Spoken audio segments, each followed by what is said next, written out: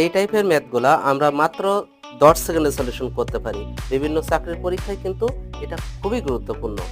কিভাবে 10 সেকেন্ডে সলিউশন করা যায় চলেন দেখে আসি। এই ধরনের অঙ্কে অবশ্যই আমাদের ক্রয় মূল্য এবং বিক্রয় মূল্য দেওয়া থাকবে। আমাদের প্রথম কাজ হচ্ছে বিক্রয় মূল্য এবং ক্রয় মূল্য কত সেটা দেখা। আমাদের ক্রয় মূল্য আছে 320 আর বিক্রয় মূল্য আছে 368। আমরা সর্বপ্রথম বিক্রয় মূল্যটা লিখব, মাইনাস ক্রয় মূল্য লিখব, ভাগ হচ্ছে আমরা লিখব হচ্ছে ক্রয় মূল্য ইনটু হচ্ছে 100। তাহলে এখান থেকে যদি আমরা মাইনাস করি তাহলে থাকে হলো 48, নিচে থাকে 320 ইনটু হচ্ছে 100। একটা শূন্য চলে গেল, 16 দুগুণি কত 32, 5 দুগুণি 10, 3 16 কত 48।